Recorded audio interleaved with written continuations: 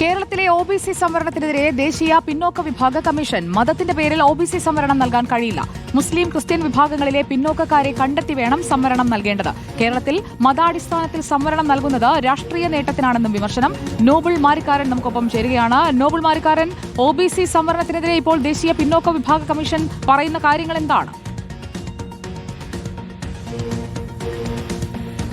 കേരളത്തിൽ ഒരു തിരഞ്ഞെടുപ്പ് കാലമാണ്. ആ സമയത്താണ് എന്താണെങ്കിലും പിന്നോക്ക വിഭാഗ കമ്മീഷൻ, ദേശീയ പിന്നോക്ക വിഭാഗ കമ്മീഷൻ കേരളത്തിൽ ഒബിസി സംവരണവുമായി ബന്ധപ്പെട്ട് ചില വിമർശനങ്ങളും ഒപ്പം ചില നിരീക്ഷണങ്ങളും ഈ ഘട്ടത്തിൽ നടത്തിയിരിക്കുന്നത്. പ്രധാനമായും പറയുന്നത് മുസ്ലിം ക്രിസ്ത്യൻ വിഭാഗങ്ങൾക്ക് സംവരണം നൽകുന്നത് മതത്തിന്റെ അടിസ്ഥാനത്തിലാണ്. ഇപ്പോൾ കേരളത്തിൽ അത് തെറ്റായ രീതിയാണ്. ജാതിയുടെ അടിസ്ഥാനത്തിൽ വേണം ഇത് നൽകാൻ എന്നുള്ളതാണ് ഇപ്പോൾ വ്യക്തമാക്കുന്നത്. നിലവിൽ 10% മുസ്ലിം വിഭാഗത്തിനും 6% ക്രിസ്ത്യൻ വിഭാഗത്തിനുമാണ് ഇപ്പോൾ സംവരണം നൽകിക്കൊണ്ടിരിക്കുന്നത്. ഇത് ജാതിയുടെ അടിസ്ഥാനത്തിൽ നൽകണം എന്നാണ് വ്യക്തമാക്കുന്നത്. ഇതുമായി ബന്ധപ്പെട്ടുകൊണ്ട് സംസ്ഥാനത്തോട് ഇതുമായി ബന്ധപ്പെട്ട് റിപ്പോർട്ട് തേടിയിരുന്നു. പക്ഷേ ഉദ്യോഗസ്ഥർ ഇവിടെ എത്തി മടങ്ങിയതല്ലാതെ ഇതിനൊരു റിപ്പോർട്ട് നൽകിയിട്ടില്ല. അതുകൊണ്ട് 15 ദിവസത്തിനകം ഈ വിഷയത്തിൽ ഒരു റിപ്പോർട്ട് നൽകണം എന്ന ആവശ്യമാണ് ഇപ്പോൾ ദേശീയ പിന്നോക്ക കമ്മീഷൻ ചെയർമാൻ ഹൻസ്രാജ് അഹിർ നൽകിയിരിക്കുന്നത്. അത് മാത്രമല്ല, കേരളത്തിൽ ഇപ്പോൾ ഈ പറഞ്ഞ ക്രിസ്ത്യൻ വിഭാഗത്തെ ഒപ്പം നിർത്താൻ BJP ശ്രമം നടത്തുന്ന ഇടയിലാണ് ഇപ്പോൾ ക്രിസ്ത്യൻ വിഭാഗം നൽകിയ ഒരു സംവരണം അത് ജാതിയുടെ അടിസ്ഥാനത്തിൽ സംവരണം നൽകാൻ കഴിയില്ല എന്നതാണ് ഇപ്പോൾ വ്യക്തമാകുന്നത്. ഇതിൽ പ്രതികരണങ്ങൾ വരുന്നത് നമ്മൾ പ്രതീക്ഷിക്കുന്നു. നോബിൾ മാരിക്കാരനാണ് വിവരങ്ങൾ നൽകിയത്.